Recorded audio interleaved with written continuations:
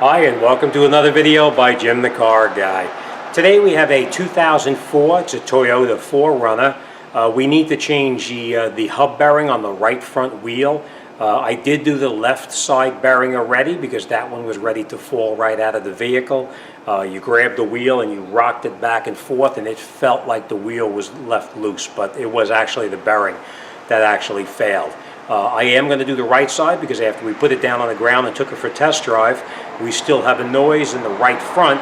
The left front, obviously, the noise is gone, but the right front, you can still hear a little bit of noise, and when you drive the vehicle and rock the wheel back and forth, the noise comes and goes, so I know that that right side bearing has got to be replaced as well.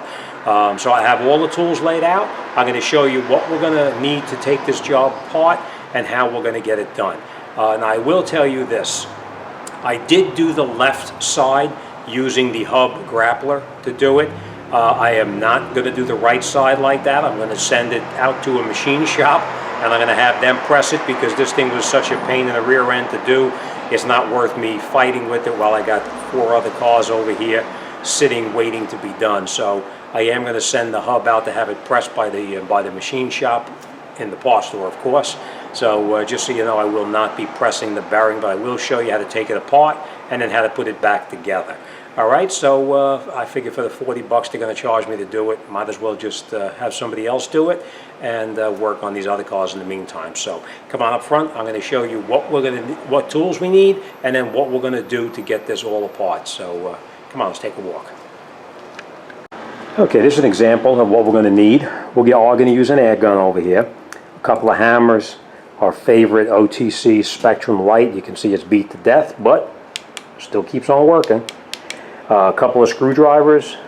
This, I believe, is a 3/4 wrench because it fits better than the 19 millimeter. So it's the wrench here, an assortment of sockets, a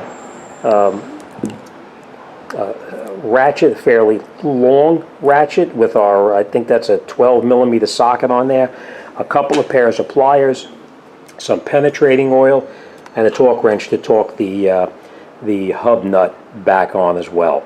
All right, so what we're going to do, first thing we're going to do is we're going to take off this caliper. We're going to disconnect the line right here, this 12 millimeter. We're going to take this off. We're going to relocate it up out of the way. We're going to pop this cap off here with my old crappy screwdrivers. We're going to pop this cap off. We're going to take out a cotter pin there, and we're going to air gun off that nut right there. We're going to disconnect this stabilizer link from here. We're going to disconnect the ball joint as well from here. We're going to disconnect the tie rod end from there, and then we're going to unbolt down here the ball joint down on the bottom right here. All right, so all right, let's get set up and let's get started. Okay, so the first thing we're going to do is we're going to take this caliper and we're going to relocate it off to the side. So we're going to take out those bolts in the back. I believe they're 17 millimeter.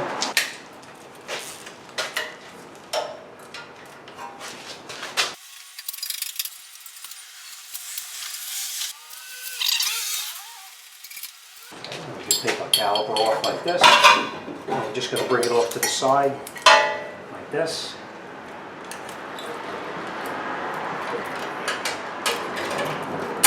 We're just going to hang it off to the side like that for now. Take our rotor off. Now, the reason you need to see these bolts in here, these bolts need to come out to get that bearing off. To get these bolts out, we have to press this hub out. So that's why we're not doing that here.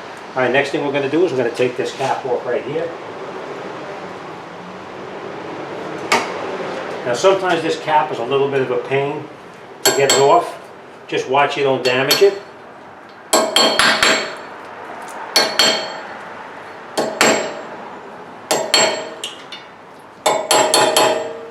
I usually get in there with a chisel like this, push it out a little bit, and then just get in there with a big screwdriver like this and turn it, and it comes right out. Now we'll take that cotter pin out there.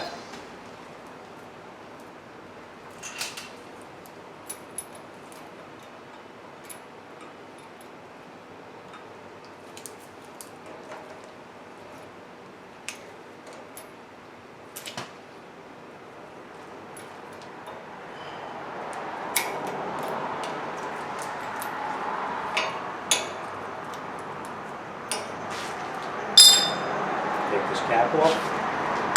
Then we're going to air gun that nut off right there.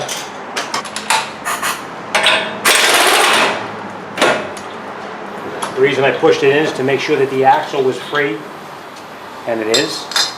So nice and loose.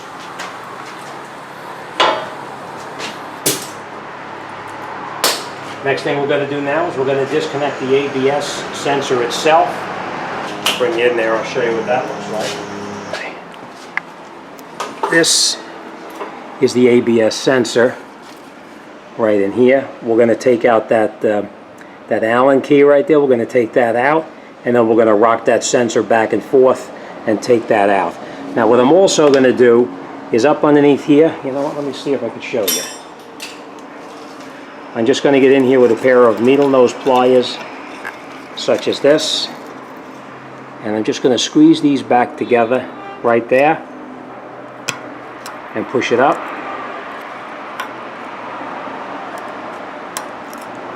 Like that. And I'm going to do the same thing over here.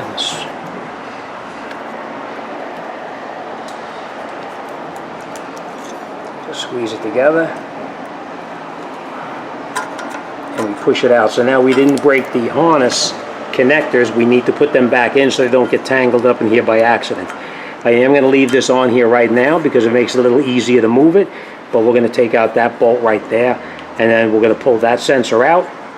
And then we're going to air gun out these bolts here and disconnect the tie rod end. So, all right, let's continue. Now we're going to connect this in over here. It's a little bit rusty, so we're going to tap it. Just so it seats in there all the way. You want to be real careful with these. You don't want to break them. Okay. You can usually feel when it's going to snap. And that's our bolt. So we're going to put this back in obviously later. And now we're just going to put it off to the side right here. And we'll come back to that. Now we're going to get that sensor out.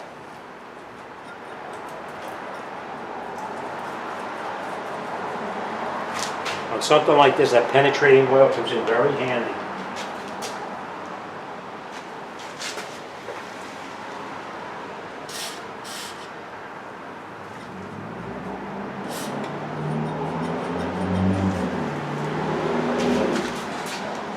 You want to be careful with that sensor. You don't want to force it and break it, so just keep on working it back and forth and keep slight pressure on it.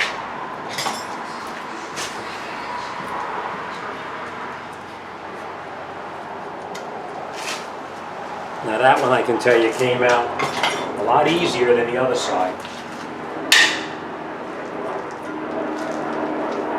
Alright, so we're just going to take this sensor now, and we're just going to relocate it up and out of the way like that. Next thing we're going to do is we're going to take out this bolt right here. Now in here is an Allen key goes in there, except it's really badly rusted. So chances are we're not going to be able to get that out with the Allen key.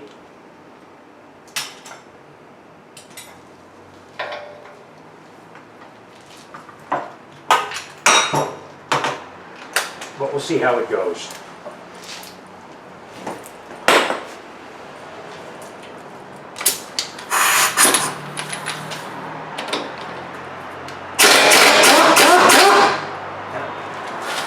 I didn't think so, the whole thing was spinning. So we're just going to use vice grips on this side over here to hold this, because this is a totally round piece over here. And like I said, that's so rusted inside there, I couldn't do it on the other side, and it won't happen on this side either.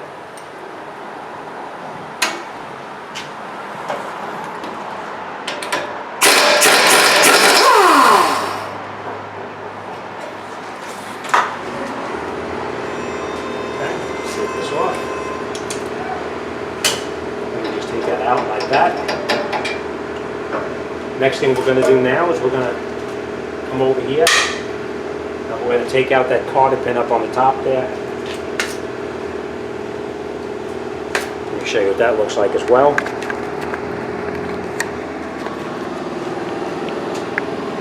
Right there, we're going to take out this cotter pin, and then we're going to pull out the cotter pin through here, and then we're going to shoot that off with the air gun.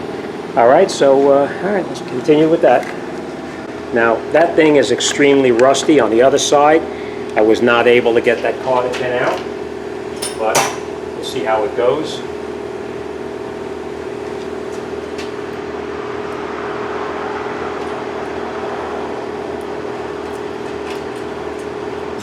I'm going to try to hook the other part of it here and get it out there. If not, we're just going to shoot it out with the air gun.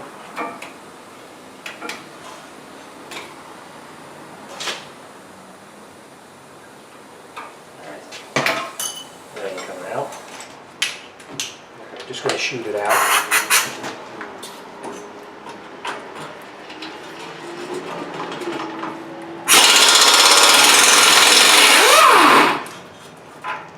Now I know it's going to be difficult for you to do that without having the air, but if you have to drill out the carded pin or whatever. I just knocked it out with this, and now I'm going to take a center punch and pop that out of it. Now you can change the tie rod end if you had to. I'm trying not to because money's tight with this customer. See what I did there as I rounded off over the top of it? I'm going to take a center punch right now, like this. This one's empty, there's nothing in there. What I'm going to do is I'm going to take the center punch through right here, and I'm going to punch that out the other side. So, all right, let's do that and keep our fingers crossed.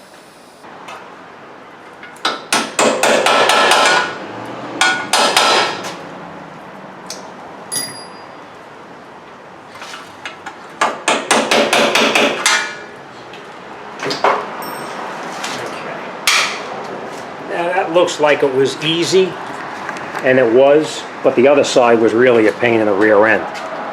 See what I did?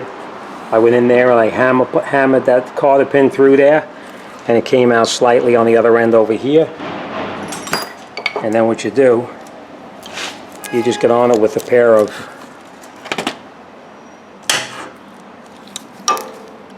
cutting pliers like this, and you pull it right out just like that. Looks easy, but I know it's going to be a pain in the rear end for you.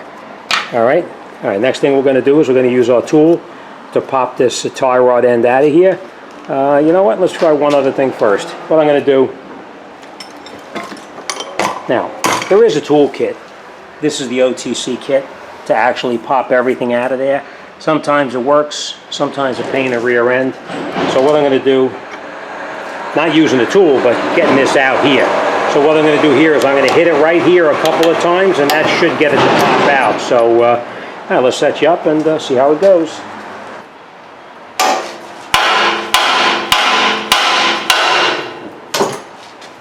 Okay. And as you can see, it popped right out. See? No damage to here. Everything looks good. We can reuse it again. And we just hit it right there and got it to pop out. All right, next thing we're going to do now is we're going to take this down right here. So, all right, let's continue with that. Now, temporarily, just so you know, I'm going to stick that back up in there, right there. Just like this. And the reason I'm going to do that is because I'm going to be pulling on that nut right there, and the whole thing is going to rotate. So, all right. Okay. Let's get this, this lock out.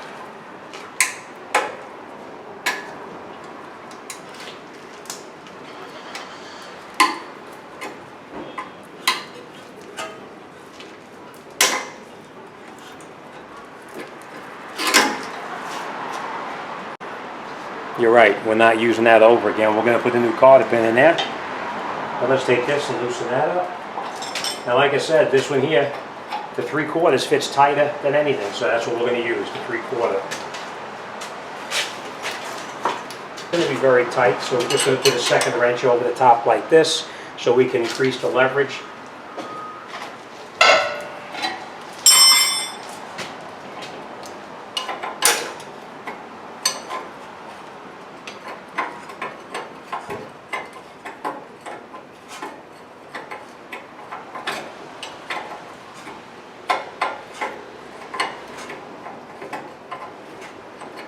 Okay.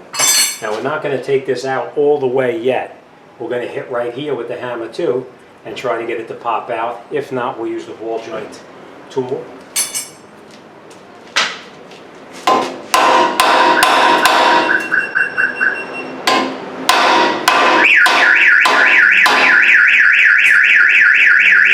Yes, it does have an alarm on it. All right, you saw how that popped out? So now we have that disconnected. We have the axle shaft loose. We're going to shoot out the 2 bolts on the bottom.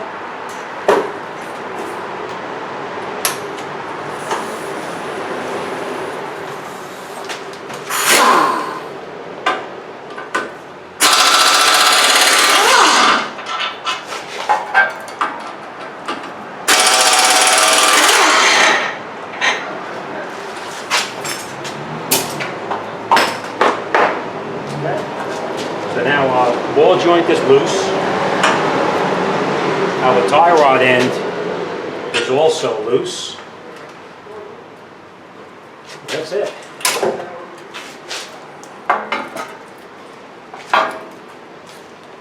We're just going to tap it lightly to get it to move.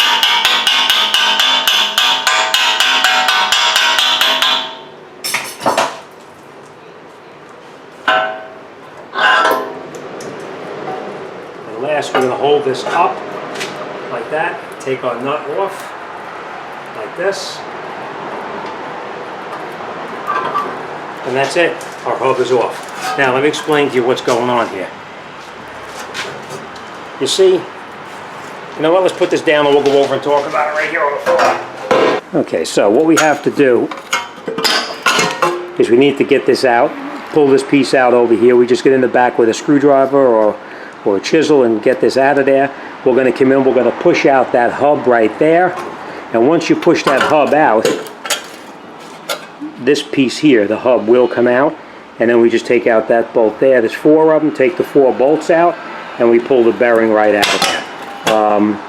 Like I said, I got a couple of things over there I got to do, so I'm going to send this to the machine shop because that was a little bit of a pain in the rear end getting out using the hub grappler. So alright, so we're going to wait for the machine shop to pick it up, and we'll come back when we have it ready to go back together.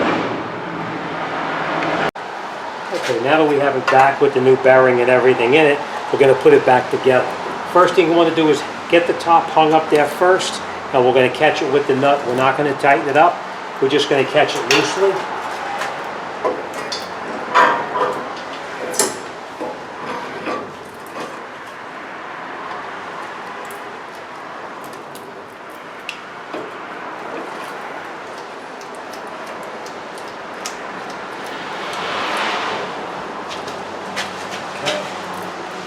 Make sure your axle comes through.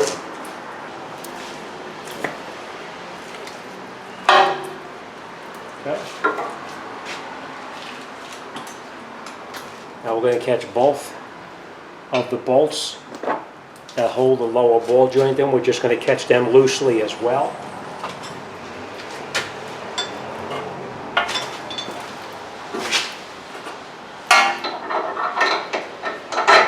Everything is done by hand.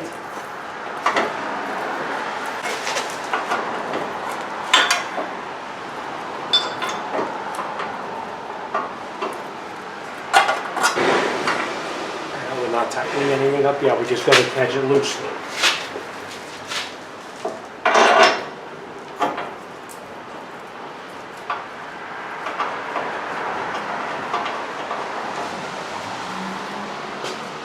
Alright, now there is torque specs on everything. There's torque specs for the bolts on the bottom, torque specs for the top, and especially torque specs for the hub bearing itself. If you don't torque this on properly, you're going to overload the bearing, and you're going to wipe out the new bearing, or you're going to leave it too loose, and you're going to have a problem. So I'm just going to tighten everything up loosely, and then we're going to check the torque on it.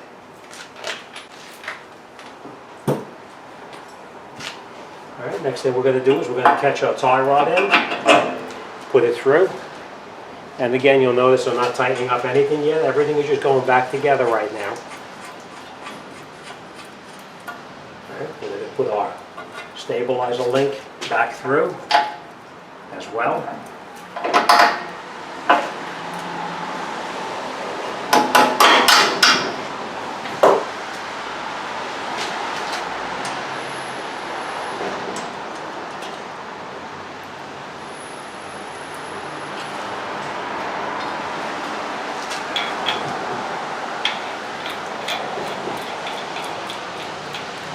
now that we have everything caught, we have the top ball joint in, stabilizer link is in place, tie rod end is on, and ball joint is in. We're going to start to tighten everything up.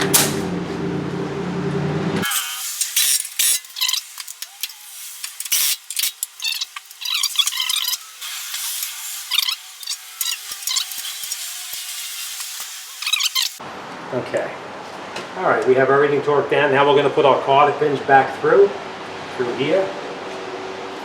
Upper ball joint first, and bend the cotter pin down.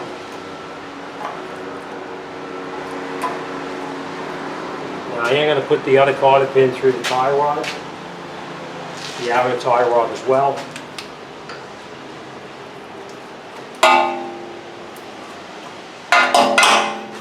All right, so now our ball joint is tight, our tie rod end is tight, our upper ball joint is tight, our stabilizer link is tight. Next thing we're going to do is we're going to put our rotor back on here.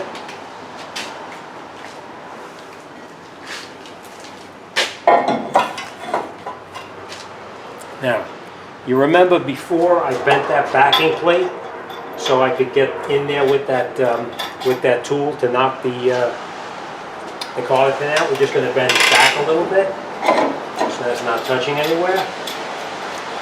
We're just going to put the nut on to hold the rotor in place while I continue to work with the brakes.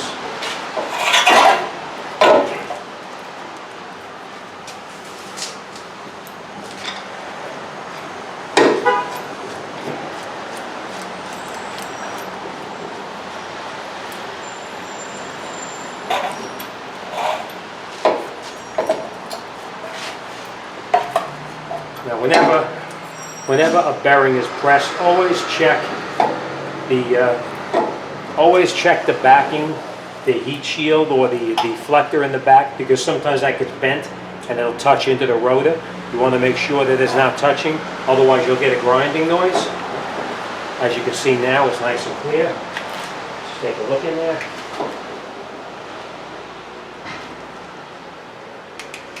Okay, so we got plenty of clearance there now. Next thing we're going to do is we're going to take our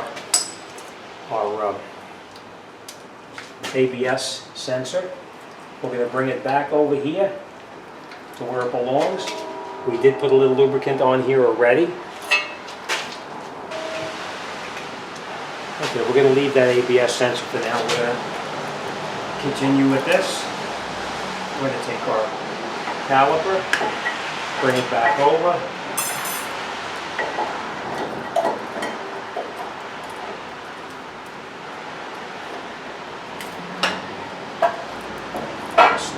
Top.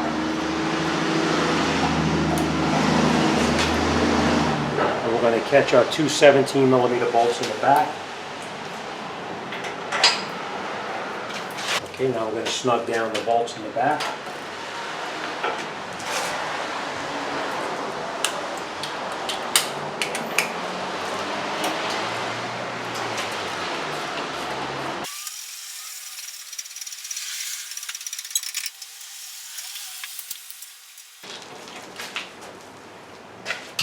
Okay, there is torque specs on these bolts as well, which I will look up and retorque them. All right, next thing we're going to do now is we're going to catch that 12mm bolt up in the top right there.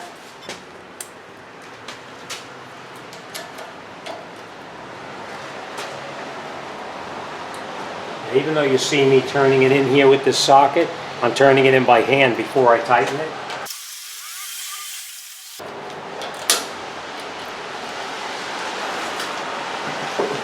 Okay, so now we have this is tight. Now the last thing we're going to do is we're going to reconnect that ABS sensor.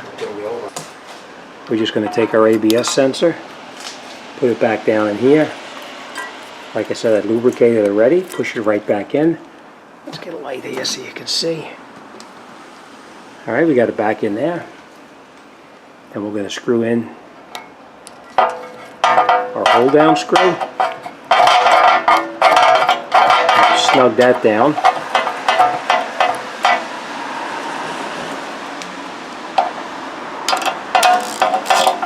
Now all of these are not very tight, they're just going snug. You're not going to go too tight and break anything.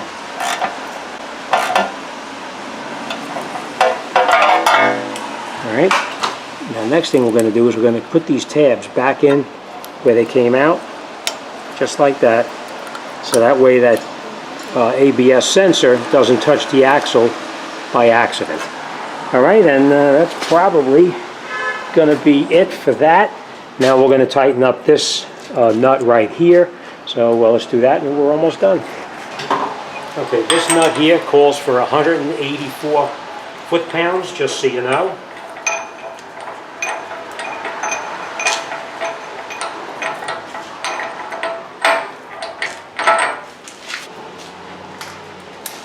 What I normally do is just take a screwdriver, stick a screwdriver in here, just like that, and now we can tighten it.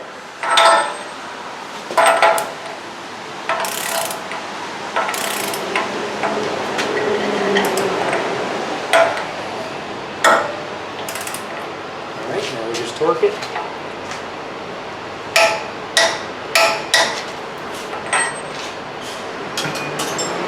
Okay, that's pretty much it.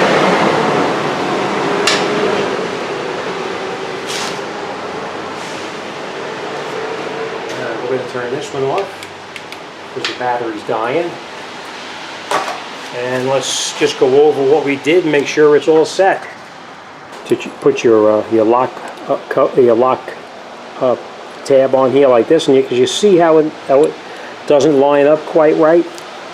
There's also another like this. You just keep taking it off until you get one that lines up fairly straight like that, and then we're going to put our cotter pin back through there. All right.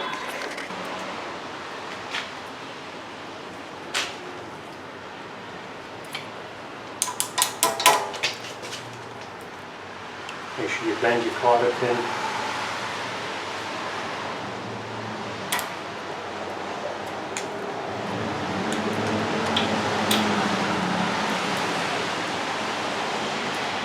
Up and out of the way.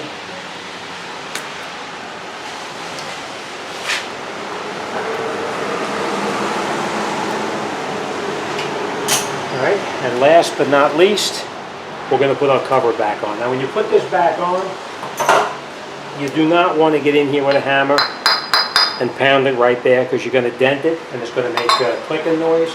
You just tap on the end and get it caught.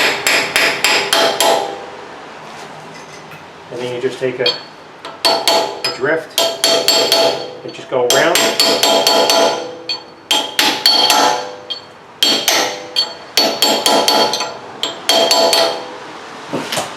And that's it. That's it. Alright, so let's talk about what we did and make sure everything is all set. And then we'll throw the wheel on and we're going to take it for a test drive. Alright, so what we did, we tightened up our upper ball joint. We put our cotter pin through it.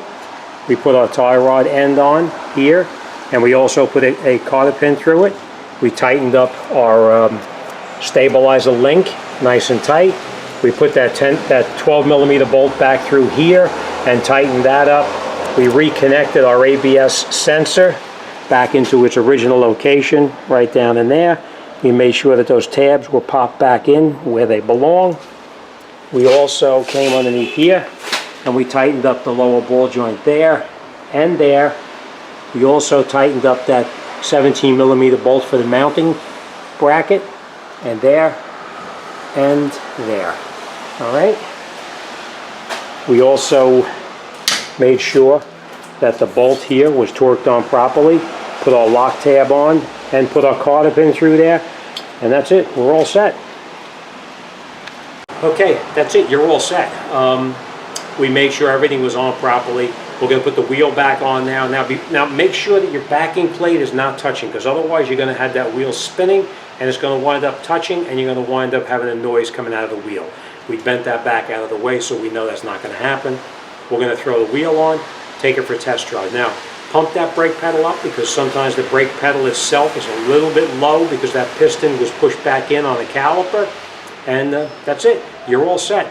All right, anybody has any questions about this, remember what I say, there is no such thing as a foolish question. A foolish question is one that you failed to ask. All right, as always, thanks for watching. See you on the next one.